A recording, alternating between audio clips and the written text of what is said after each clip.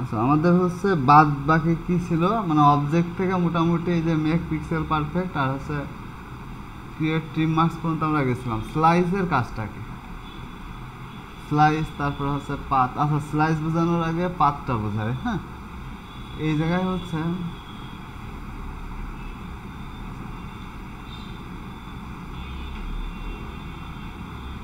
আচ্ছা, পাতের ভিতরে কিন্তু অনেকগুলো অপশন আছে। জয়েন্ট পাত আছে, অ্যাভারেজ আছে, আউটলাইন স্ট্রোক, অফসেট পাত। বা স্লাইসটাও যদি বুঝতে হয়, স্লাইস বোঝার জন্য আমাদের একটা সাইট থেকে যে কোনো ভেরিফিক থেকে আমরা একটা ডাউনলোড করে নিই, যেহেতু এখন করা নেই।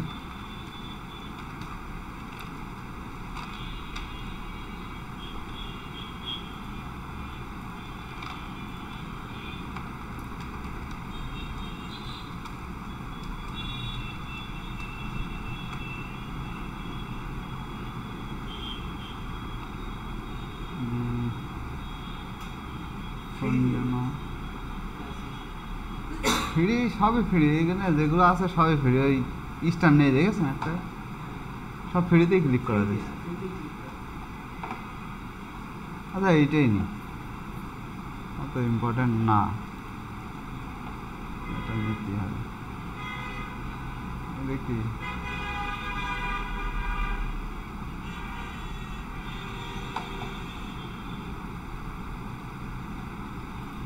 কি নাম ছিল এটা।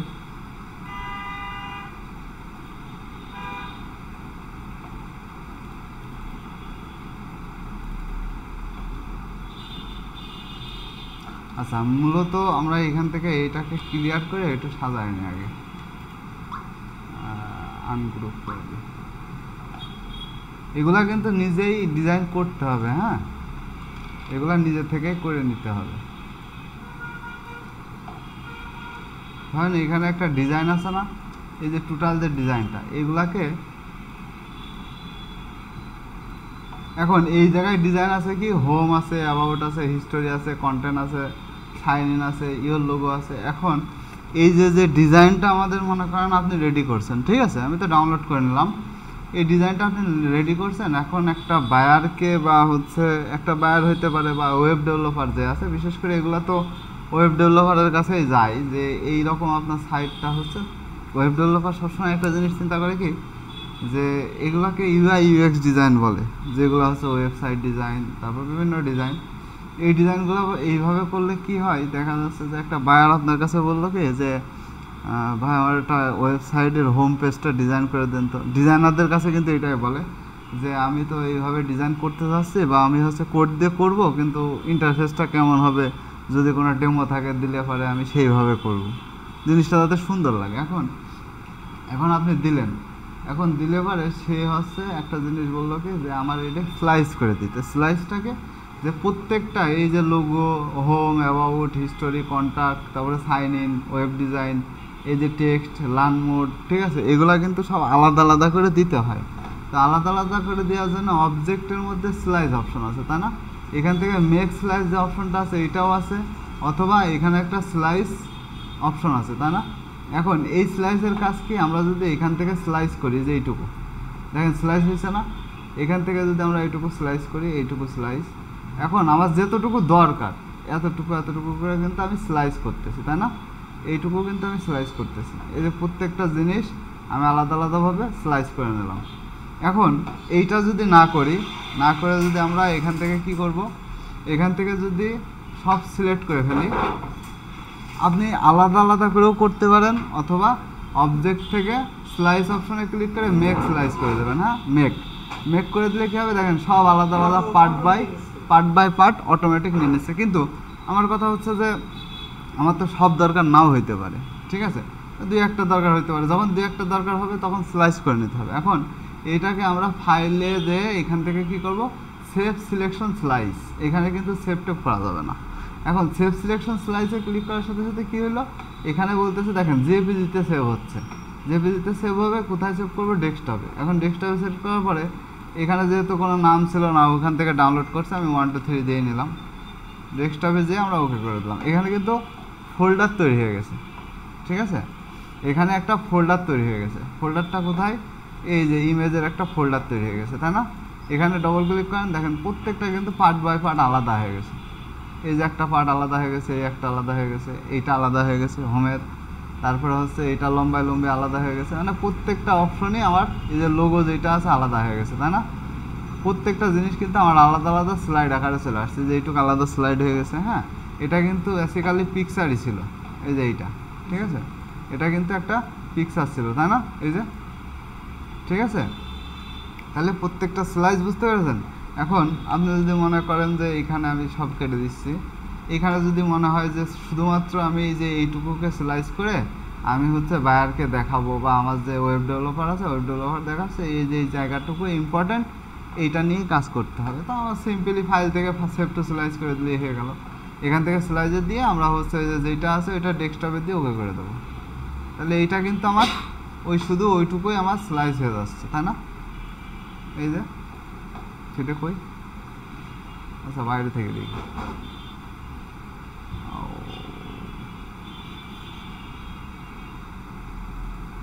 আচ্ছা এইটার ভিতরে মনে হয় চলে আসে। হ্যাঁ,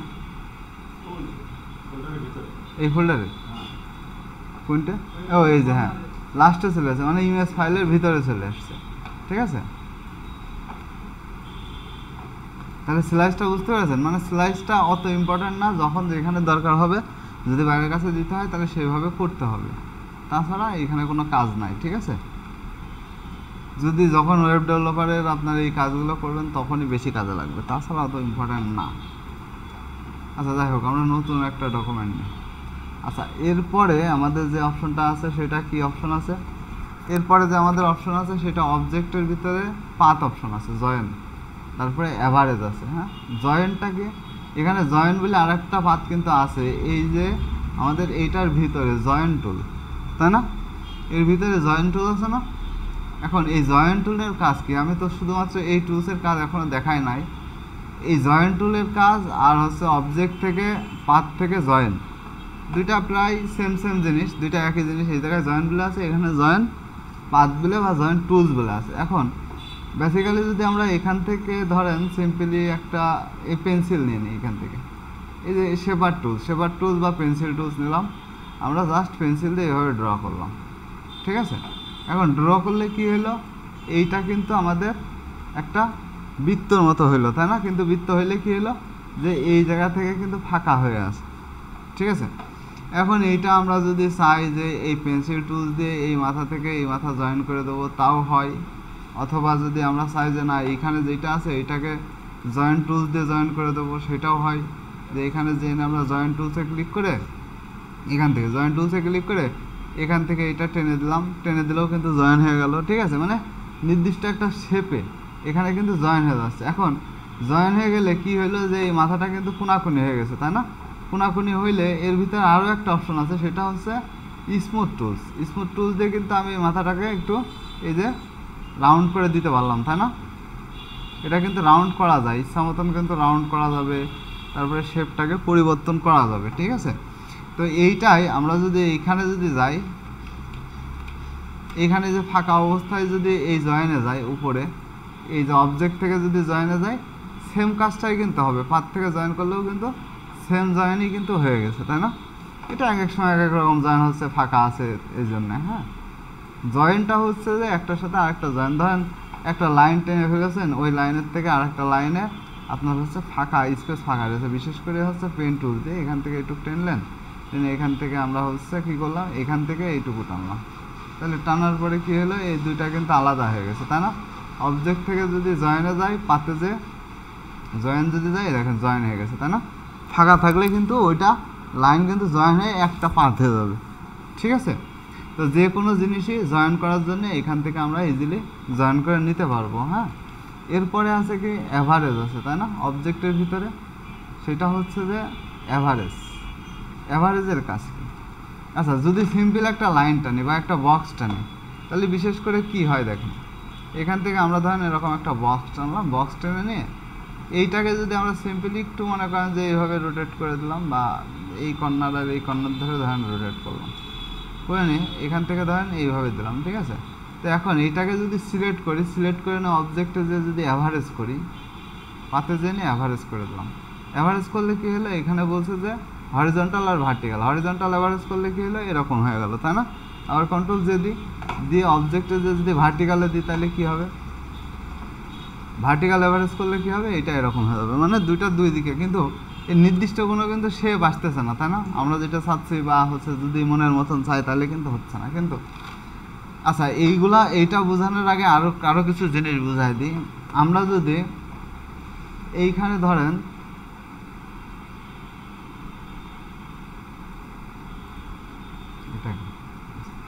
আচ্ছা, এইখানে দেখেন যে স্ট্রোক বলে যে অপশন আছে, এইখানে আমাদের কিছু কাজ আছে। সেটা কি, আমরা হচ্ছে যদি এখানে স্ট্রোকের মধ্যে কিন্তু অনেকগুলো অপশন আছে, এগুলো কি কোনোদিন খুলে দেখেছেন? হ্যাঁ, কি কাজ বলেন তো, এখানে কি কি কাজ আছে?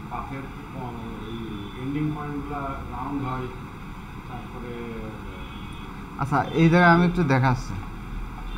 এর ভিতরে যে কাজগুলো আছে স্টকের, এগুলো জানা দরকার। হ্যাঁ, এখানে ধরেন আমরা হচ্ছে একটা লাইন টোস্ট আনলাম, এর পয়েন্ট দিলাম হচ্ছে 40, ঠিক আছে? তো এইটা আমাদের কি, যে একটা নির্দিষ্ট একটা মনে করেন যে পাত, তাই না? পাতের স্টক দেওয়া আছে 40%। তো এই জায়গাতে আমরা স্টকে যে যদি রাখেন, এইটার মাথা কোন জায়গায় শেষ হয়েছে, এটার মাথা শেষ হয়েছে কি, যে পাতে ক্লিক করলে পাতের মাথায় কিন্তু শেষ হয়েছে এই জায়গাতে, তাই না? কিন্তু আমি চাচ্ছি যে এইটা হচ্ছে ভিতরের দিকে থাকবে, ঠিক আছে? এর পাশে থাকবে কিন্তু পাতটা ভিতরে থাকবে। তাহলে স্টকে যে আমরা যদি এই পাতে ক্লিক করি, দেখেন এদিকে কিন্তু একটা রাউন্ড চলে আসছে, ঠিক আছে? এদিকে রাউন্ড চলে আসছে, তাই না? আবার যদি এখানে ক্লিক করি তাহলেও কিন্তু সোজাসুজি আছে, আর পাত কিন্তু এইখানে শেষ হয়েছে, আর এই পাশে কিন্তু স্টক চলে আসছে বাইরের টুকুতে। তারপরে এই জায়গাতে যদি ক্লিক করি তাহলে ওই যে আগের অবস্থানে সেম, মানে পাত যে পর্যন্ত ওই পর্যন্তই শুধু স্টকটা হয়ে আছে। তো এই জায়গায় এই যে কনভার্স আছে, এইটাকে রাউন্ড করার জন্য। তারপরে এখানে আর একটা আছে, এইটা হচ্ছে যখন পাত থাকবে তখন হচ্ছে কর্নার রাউন্ড করা যায়, পাতের কর্নার। মানে বিশেষ করে হচ্ছে পাতের কর্নার রাউন্ড বলতে হচ্ছে যখন আমরা হচ্ছে এখান থেকে একটা বক্স নেব, এই যে পাতের কর্নার রাউন্ড না, এই রাউন্ডকে এখানে যদি আমরা স্টকে যাই, এটা যদি দিই তাহলে এটা গোল হয়ে গেছে, তাই না? আবার যদি এটা দিই তাহলে সার্কুনা হয়ে গেছে। তো এই রাউন্ড কর্নারগুলোকে আমরা হচ্ছে ইচ্ছা মতন করে এখান থেকে চেঞ্জ করতে পারি। আবার হচ্ছে এই যে এইটা দিয়ে যদি করি, এখানে যদি দিই তাহলে এটা কিন্তু ভিতরের দিকে চলে গেছে, পাত চারপাশে থাকবে, স্টকটা কিন্তু ভিতরে থাকবে। তো বেসিক্যালি আমাদের এইটাই কিন্তু দরকার হয় যে স্টক মাঝখানে থাকে, দুই সাইডে পাত মোটা হয়। কাজের ক্ষেত্রে দেখা যাচ্ছে যে আমাদের ভিতরের দিকে যদি পাত রেখে কাজ করতে সুবিধা হয়, যে ভিতরে আমি হচ্ছে স্টক রাখলাম আর বাইরে হচ্ছে সব পাত থাকলো বাইরে, তখন দেখা যাচ্ছে ধরতে সুবিধা হয়। হ্যাঁ, এখান থেকে ক্লিক করতে সুবিধা হয়, নিতে সুবিধা হয়, যেরকম সুবিধা লাগে সেরকম করতে হবে। আবার এইটাকে বাইরের দিকে ভিতরের দিকে স্টক থাকবে, ঠিক আছে? তো বেসিক থাকে হচ্ছে অ্যালাইন স্টক ভিতরে, মানে দুই সাইডেই থাকে, হ্যাঁ, সেন্টারে থাকে স্টকটা। আচ্ছা, এরপরে যেটা আছে সেটা হচ্ছে যে আমরা হচ্ছে জিপ লাইন দেখছি না, জিপ লাইন কেমন হয়, এখানে হচ্ছে ZIP লাইন, জিপ লাইনটা কেমন হয়? আচ্ছা, জিপ লাইন তো এইগুলা, জিপ লাইন ওই যে জিপার আর কি। আচ্ছা, এই যে জিপ, তাই না? আচ্ছা, আমি এইটা দিয়ে দেখাই। প্রত্যেকটা জিপের এইখানে কিন্তু একটা আগে একটা পরে, একটা আগে একটা পরে সিস্টেম করা আছে, তাই না? তাহলে এইটাকে যদি আমরা এই যে এইটাই যেমন দেখি যে এইখান থেকে ধরেন, আচ্ছা এই ডিজাইনটাই আমরা করে দেখি কেমন হয়। হ্যাঁ, মানে এই ডিজাইনটাই বলতে কি যে এইটুকু শেপটা করে দেখি, মানে পুরা ডিজাইনটা না, জাস্ট শেপটা। তো এইখানে এই শেপটা করলে কি হবে, এইখানে দেখেন যে আমরা যদি একটা লাইন টুলস নিই, আচ্ছা এইভাবে না নিয়ে এখান থেকে ডাইরেক্ট কিন্তু নেওয়া যায়। লাইন টুলসের মধ্যে আর্ট টুলস আছে, আর্ট টুলস দিয়ে এইভাবে কিন্তু নিতে পারবেন, ঠিক আছে? আচ্ছা, এইটাতে সুন্দর হবে না। আচ্ছা, এখান থেকে হচ্ছে আমরা রাউন্ড করে এইভাবে নিয়ে নিলাম, ধরেন এখান থেকে একটা জিপ লাইন নিয়ে নিলাম। হ্যাঁ, এটাকে আমরা ছোট করে দিই, স্টক কমাই দিই।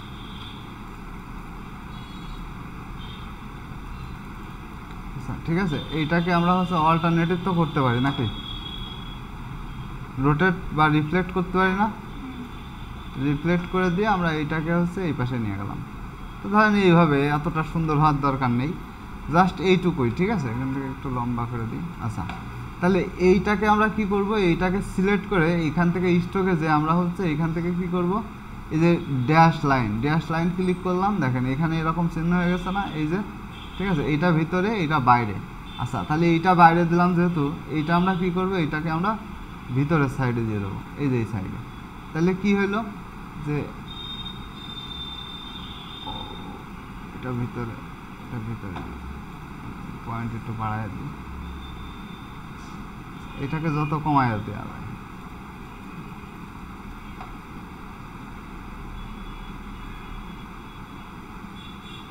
ঠিক আছে, এখন এটা কাছাকাছি নিলে কি হবে দেখেন, এইটাকে আরো স্মুথ করা যায় যতটা সুন্দর করতে পারেন। হ্যাঁ, এইটা হচ্ছে যে আমার স্ট্রোক আরো কমায় দিতে হবে। ঠিক আছে, এখন কিন্তু একটা জিপ লাইন চলে আসছে না, তাহলে এই প্রত্যেকটা জিনিসে দেখেন এই যে যে গ্যাপ করা যেটা, এইটা হচ্ছে এখান থেকে আপনাকে এমনি দিয়ে দিয়েছে ড্যাশ লাইন। ঠিক আছে, তো ড্যাশ লাইন কিন্তু নিজের মতন করে সাজায় নেওয়া যায়। আবার হচ্ছে এইখানে হচ্ছে ইচ্ছা করলে আপনার হলো পরে আর একটা কোনো কিছু যদি অ্যাড করে দিতে চান, এইটা নিজেরাও কিন্তু তৈরি করা যায়। ঠিক আছে, এইটা এইভাবে শেপ তৈরি করে এইভাবে কিন্তু তৈরি করা যায়। তো এইটা হচ্ছে ড্যাশ লাইন। আর আরেকটা আছে অ্যারো হেডস। ঠিক আছে, অ্যারো হেড যে অপশনটা আছে, এখানে যে অপশনটা আছে সেটা হচ্ছে ধরেন যে আমরা হচ্ছে এইটা অবজেক্ট থেকেই দেখি যে পাতের ভিতরেই কিন্তু ডিরেকশন বলে একটা অপশন আছে। হ্যাঁ, সেটা কোথায় আছে, এই যে রিভার্স পাথ ডাইরেকশন, তাই না?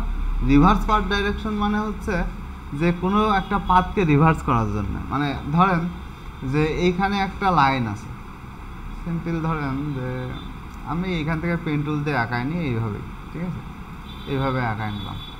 আচ্ছা, এইটাকে হচ্ছে স্ট্রোকটা অফ করে দিই, এই ড্যাশ লাইন অফ করে দিই। অফ করার পরে এই জায়গায় যে অপশনটা আছে সেটা কি, যে এখানে ডিরেকশন আছে, দেখেন তীর চিহ্ন আছে, তাই না? তো আমরা হচ্ছে এইখান থেকে ধরেন যে কোনো একটা তীর চিহ্ন এখানে দিয়ে দিলাম। ঠিক আছে, আর ডিরেকশনের তীর চিহ্ন দিলাম কি, যে এখান থেকে নিচের এইটাই দিলাম। ঠিক আছে, তো এইটাকে একটু পয়েন্ট কমায় নিলেই মনে হয় ভালো লাগবে। ঠিক আছে, এইটা এখন এইটা ডিরেকশন চেঞ্জ করা যায়। ডিরেকশন চেঞ্জ করতে যে অবজেক্ট থেকে পাতে যে নিয়ে রিভার্স পাথ ডিরেকশনও চেঞ্জ করতে পারবেন, এই যে এই পাশে চলে আসছে মাথা, অথবা স্ট্রোকে যেও কিন্তু আমি রিভার্স পাথ ডিরেকশন এই যে এখান থেকে কিন্তু চেঞ্জ করতে পারতেছি, তাই না? তাহলে ওই জায়গায় যাওয়ার থেকে আমার এই জায়গা থেকে কাজ ইজি হয়ে যাচ্ছে। আবার আমি এইখান থেকে পাথ ডিরেকশনও কিন্তু এই যে স্টাইলগুলো চেঞ্জ করতে পারবো। তারপরে হচ্ছে এখানে অনেকগুলো স্টাইল আছে যেগুলো কিন্তু আমরা চেঞ্জ করে দিতে পারি। ঠিক আছে, এই যে এখানে ওইটার সেম মাপে এখানে দিয়ে দিলাম। তো রিভার্স পাথ ডিরেকশন অবজেক্ট থেকে পাতের মধ্যে থেকে চেঞ্জ করার থেকে আমার মনে হয় স্ট্রোকের থেকে চেঞ্জ করাই ভালো। তো এইখান থেকে আমরা হচ্ছে এই রিভার্স পাথ ডাইরেকশনে চেঞ্জ করবো। আচ্ছা, অফসেট পার্ট আর লাইন স্ট্রোক এগুলো তো আমরা আগে করছি, তাই না? এই জন্য এই দুইটা আমি স্কিপ করে গেছি, যে এই দুইটার দরকার নেই। আচ্ছা, এর নিচে আছে সিম্পলিফাই। স্মুথ তো আমি দেখালাম কেবল, যে কোনো কিছু স্মুথ করতে হলে স্মুথ টুলস দিয়ে, যে এখানে যে টুলস আছে এই যে স্মুথ টুলস অথবা স্মুথ দিয়ে করা যায়।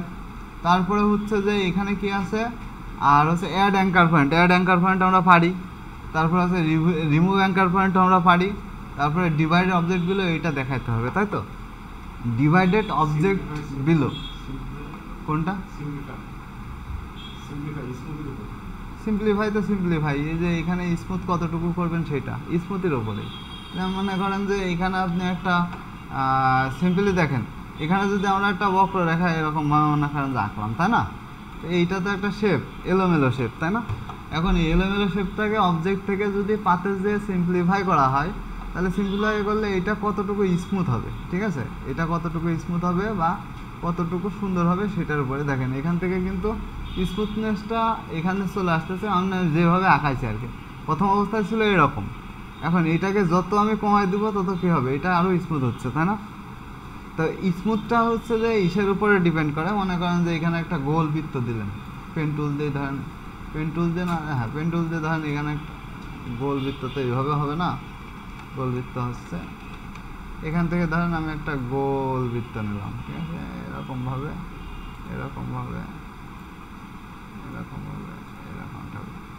ঠিক আছে। এখন এটা একটা গোল বৃত্ত কিন্তু হচ্ছে হয়ে গেছে মনে করেন যে চারকোনা কিছু জায়গায়, হ্যাঁ ডিমও হয়নি, আলু হয়েছে আর কি, হ্যাঁ মানে গোল আলু হয়নি। ঠিক আছে, আচ্ছা এখন এই পাতের ভিতরে যে এই যে স্মুথে যেয়ে আমরা কি করব, স্মুথে যেয়ে এখান থেকে এটাকে যত স্মুথ করা যায়। তো এখন কি গোল কি স্মুথ হয়নি, ডিমের কাছাকাছি টমেটো হয়েছে আর কি। হ্যাঁ, মানে যেরকম আঁকাইছি সেরকমই হয়েছে, কিন্তু গোল তো হয়েছে, স্মুথ তো হয়েছে। ঠিক আছে, তো জিনিসটা হচ্ছে এরকম। ঠিক আছে, স্মুথনেসের মতোই হবে। ঠিক আছে, আচ্ছা এরপরে কি আছে আমাদের হচ্ছে পাতের ভিতরে আছে ডিভাইডেড অবজেক্টগুলো। এখন ডিভাইডেড অবজেক্টগুলোতে আমরা অনেক সময় কি কাজ করি, এখন এই যে এইখানে যখন বিজনেস কার্ড ধরেন, বিজনেস কার্ডে নিই, একটা বিজনেস কার্ডের সাইজ নিই, তাহলে সুবিধা হবে না। এমনিতে মানে ডিজাইন করতেছি না, মানে জাস্ট দেখানোর জন্য।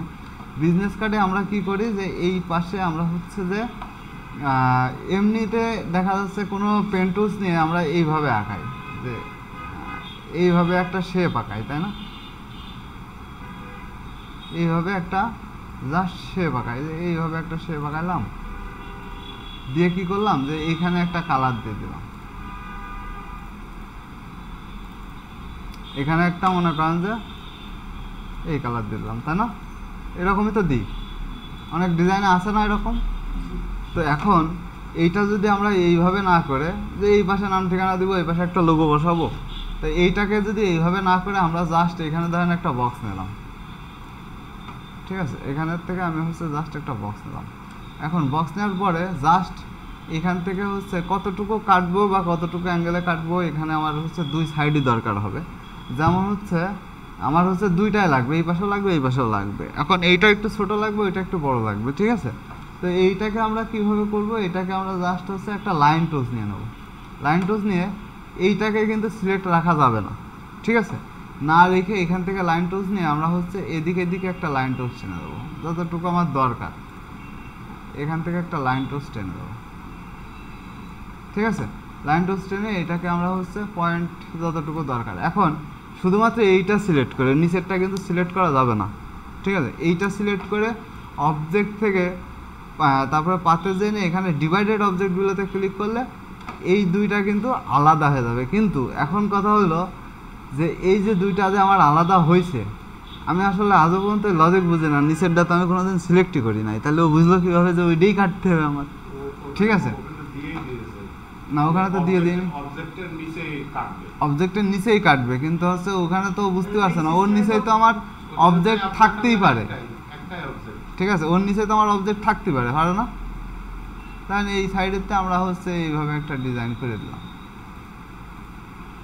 ডাইরেক্ট সিলেকশন দিয়ে এখান থেকে ক্লিক করে এটাকে একটু সরাই দিলাম, এটাকে একটু সরাই দিলাম, তাই না? তাহলে কি, তাহলে আমাদের ডিজাইন হচ্ছে এই পাশে কালার দিলাম, মানে আমি এমনি দেখাচ্ছি আর কি।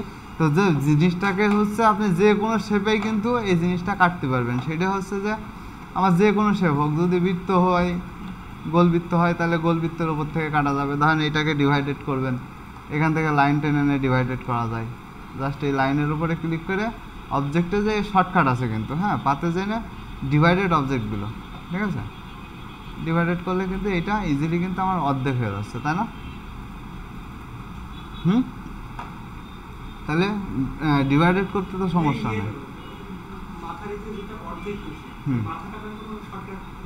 এই মাথা না, এই মাথা কাটার কোনো শর্টকাট নেই, শর্টকাট একটাই আছে, সেটা হচ্ছে যে এই যে আমাদের হচ্ছে এই যে সিজার টুলস, এখানে একটা ক্লিক, এখানে একটা ক্লিক, ক্লিক করে ডাইরেক্ট সিলেকশন টুলস নিয়ে এইটুকু সিলেক্ট করে এইটুকু উড়িয়ে দিতে হবে, ইজিলি চলে যাবে, ঠিক আছে।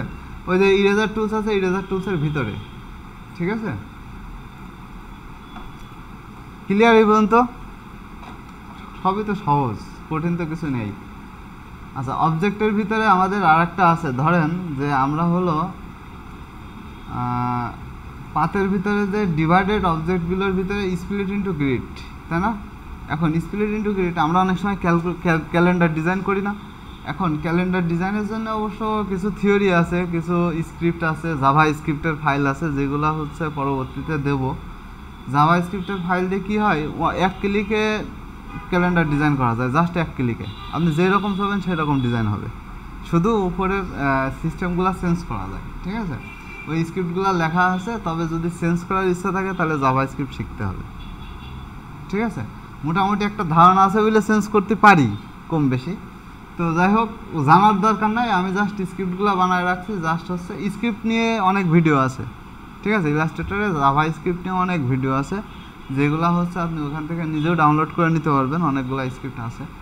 তো তাছাড়াও মনে করেন যে নিজের মতো করে নিজে সাজানো বা নিজের মতো, এই যে আমি ফাইলের মধ্যে থেকে স্ক্রিপ্টের কথা বলছিলাম না, দেখেন অনেকগুলো এখানে দেখেন আমি একটা শুধু সিম্পল একটা ডেমো দেখাই যে ক্যালেন্ডার প্রি মেকার, এটা আমার স্ক্রিপ্ট অ্যাড করা আছে।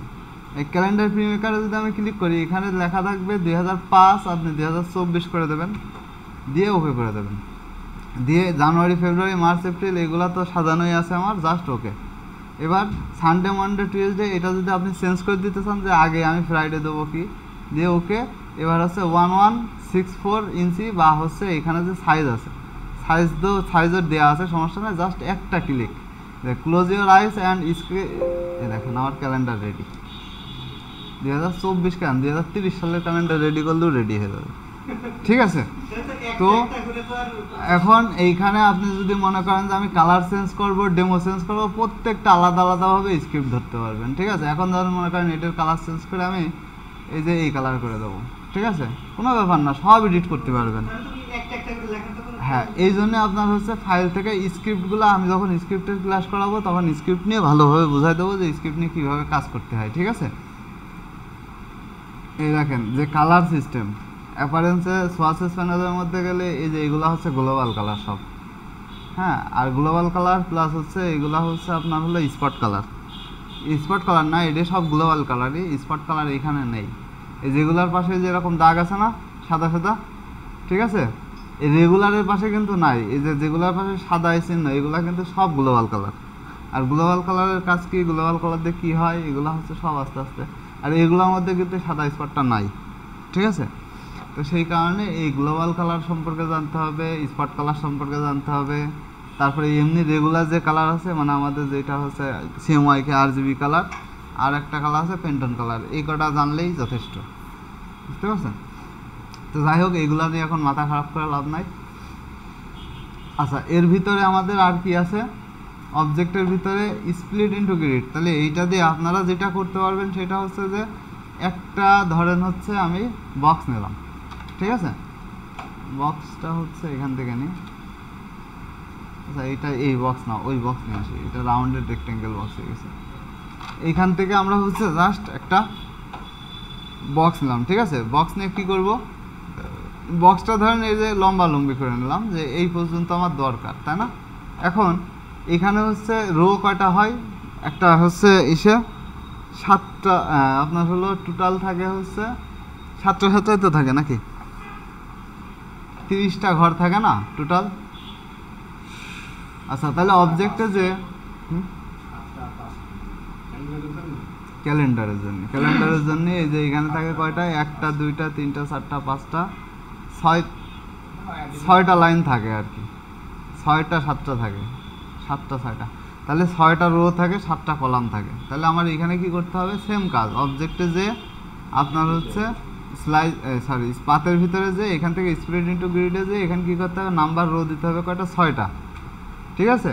আর হচ্ছে কলাম দিতে হবে 7টা, দিয়ে ওকে করে দিতে হবে, দেখেন ঘর চলে আসছে, ঠিক আছে। এখন কিন্তু ক্যালেন্ডার ইজিলি বানায় ফেলা যাচ্ছে, তাই না। তো এইটাকে আপনি যদি চান যে এখান থেকে 1টা 2টা করে, এই সব কিন্তু আলাদা আলাদা, ঠিক আছে, যে আমি এগুলাকে ডিলিট করে দেবো তাও কিন্তু দেওয়া সম্ভব, ঠিক আছে। এগুলো আলাদা আলাদা ঘর কালার করা যাবে, সব কিছু করা যাবে, ঠিক আছে, প্রত্যেকটা ঘর আলাদা কালার করা যাবে, সব কিছুই করা যাবে। আচ্ছা, অবজেক্টে পাতের ভিতরে কিন্তু আর কিছু নাই, আর ক্লিন আপ যা আছে, স্টে পয়েন্ট যা আছে ওকে করে দিলে মোটামুটি ধরেন এখানে সিলেক্ট করলাম যে পর্যন্ত করলাম, অবজেক্টে যে পাতে যে না clean up, okay. Clean up not clean was necessary, এটা তো হওয়ার কথা ছিল না, ক্লিন করে দিলে তো অটোমেটিক সব ক্লিন হয়ে যায়।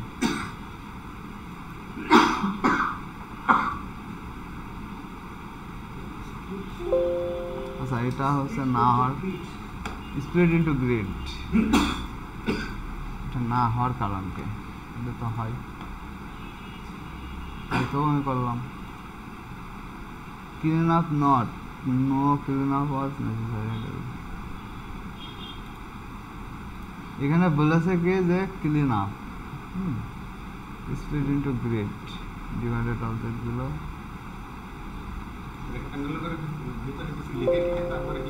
না না, পুরোটাই ক্লিন করা যায়। আচ্ছা এখানে অনেকগুলো অবজেক্ট আছে, এই কারণে মনে হয় হচ্ছে না। আসলে পেইড ভার্সন না হলে কত সমস্যা হয়, ঠিক আছে। আচ্ছা এটা পরবর্তীতে দেখা যাবে না, এগুলো নিয়ে মাথা খারাপ করে লাভ নেই। আচ্ছা তাহলে মোটামুটি ক্লিন আপটা হচ্ছে যে পাত ক্লিন হয়ে যায়। আমি কালকে রাতেও আমার বাসায় যেটা আছে সেটা যে করছি, অটোমেটিক ক্লিন হয়ে যায়। পাত যে পাতগুলো থাকে পাত ক্লিন হয়ে যায়। আচ্ছা তারপরে হচ্ছে পাতের পরে আছে shape, convert to shape, expend shape. আচ্ছা এই পাতের মধ্যে আরেকটা জিনিস কিন্তু বাদ দিয়ে দিছি, অ্যাভারেজ বাদ দিয়ে দিছি, তাই না?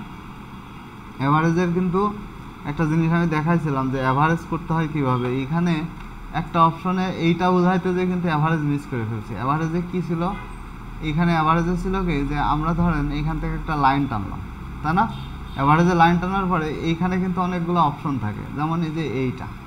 এখন এইটাকে আমরা যদি পয়েন্টে বাড়াইয়ে দিই তাহলে আমাদের এই অপশনটা কিন্তু কি হচ্ছে, এরকম হয়ে যাচ্ছে, তাই না? এটা কিন্তু এরকম হয়ে গেছে। এখন এইটা তো পাত, ঠিক আছে, কিন্তু একটা বক্সকে অ্যাভারেজ করবো কীভাবে, ওইটাই তো কথা ছিল, তাই না? যে আমি এইটা দেখাইছি তো ওই জন্যে, যে এই বক্সটাকে অ্যাভারেজ করবো কীভাবে, এইটার মতো করবো কীভাবে, এটার মতো। এটা করতে হলে তো এটা আমার পাত দরকার। এইটাই যে এরকম করা যাবে এমন তো কোনো কথা নেই, বা এইটাই যে করতে হবে এমন কোনো কথা নেই। জাস্ট অ্যাভারেজের কাজটা বোঝানোর জন্য যে আমরা এইটা দুইটা মাথাকে যদি, এই যে শুধু দুইটা মাথাকে যদি সিলেক্ট করে অবজেক্টে যে অ্যাভারেজে যাই, হ্যাঁ পাতে যে অ্যাভারেজে যায়, অ্যাভারেজ থেকে যদি হরিজন্টালি যদি অ্যাভারেজ করি তাহলে কিন্তু চেঞ্জ হচ্ছে না। দেখি চেঞ্জ হওয়ার কথা, এখান থেকে পাতে যে অ্যাভারেজে যে ভার্টিক্যাল বথ সাইড বা হরিজন্টালি অ্যাভারেজ করে দেন, তাও হচ্ছে না। দেখি একটা জিনিস, অ্যাভারেজ বথ সাইড অ্যাভারেজ, এই সেম কাজ, ঠিক আছে। এটা কিন্তু আপনার বক্সে থেকে গেল, তাই না? বুথ সাইড অ্যাভারেজ করলে দুই সাইড থেকে কিন্তু অ্যাভারেজ করে মাঝখানে নিয়ে চলে আসছে, তাই না? বুঝতে পেরেছেন? তাহলে এই সেম, এটা কিন্তু পাত আর এটা কিন্তু অবজেক্ট। এইটা যদি আমি চাই যে এইটার ভিতরে কালার চেঞ্জ করে পাত দিয়ে দেবো তাও পারি। আবার এই শুধু এইটা কিন্তু স্টক, এর কিন্তু ফিল কালার হয় না, এর কিন্তু ফিল কালার আপনি দিতেও পারবেন না, লাল কালার দেওয়া যাবে না। এইটাকে অবজেক্ট করা যায়, কিন্তু এই যে অ্যাভারেজ করাটা আমি দেখাই দিলাম আর কি, ঠিক আছে।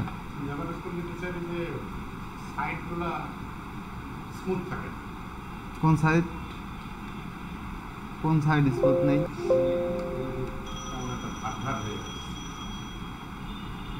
কোন ধার ধার তো আমি দেখছি না, কই ধার ধার? আরো জুম করবো,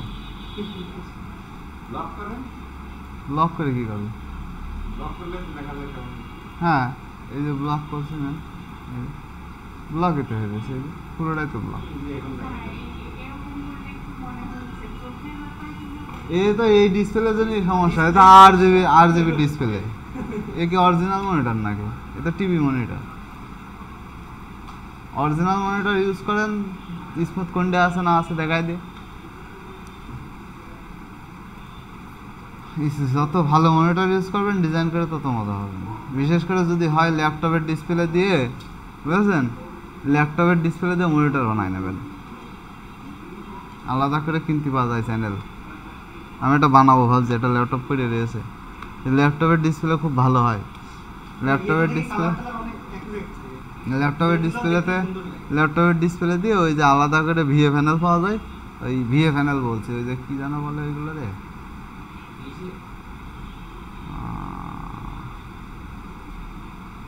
পোর্টগুলোর নাম কি জানো? ওই যে একটা হচ্ছে ওইটার সাথে কিছু লাইন থাকে, যেমন হচ্ছে টিভি পোর্টের লাইন থাকে, আর হচ্ছে মনিটর কার্ডের মতো নেই। আচ্ছা এইখানে আমি হচ্ছে একটু দেখে দিচ্ছি, তার ভিডিওর মধ্যেই দেখি, এটা সিস্টেম আছে। এটা হচ্ছে যে এই যে এল মনিটর, এল থেকে না হচ্ছে কি ল্যাপটপ,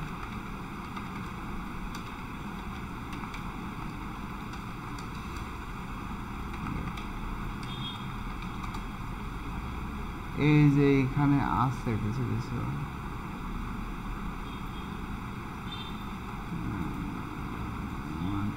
প্যানেল, ওই যে সেই কি জানো বলে, ওই যে ল্যাপটপ মনিটরের হচ্ছে ওই যে আর ওটার নামই তো মনে আসছে না। এই যে ঠিক আছে, এই যে এটা হচ্ছে যে প্যানেল LTN 170CT02, এটা দিয়ে বানায় নেওয়া যায়। এই শুধুমাত্র এইটা আমি হচ্ছে সেদিন ঢাকারটা নিয়েও আইছি। এই যে এই প্যানেলগুলো আমার বাড়িতে রয়েছে, আমি এখন খুলে লাগাবো কখন তাই চিন্তা করছি। হুম, ভালোটা নিয়ে এলাম 3500 টাকা দিয়ে, এমনি 1400-1500 টাকার তা পাওয়া যায়। এইটার দাম মানে 1100 টাকা 1200 টাকা, এটাতে কাজ হয় না, 2 দিন পরে সার্কিট জ্বলে যায়। এনে রাখিছি। যাই হোক, এরপরে দেখেন এই পর্যন্ত থাকবে নাকি স্লাইস পাতের মধ্যে যেগুলো আছে এগুলো প্র্যাকটিস করেন।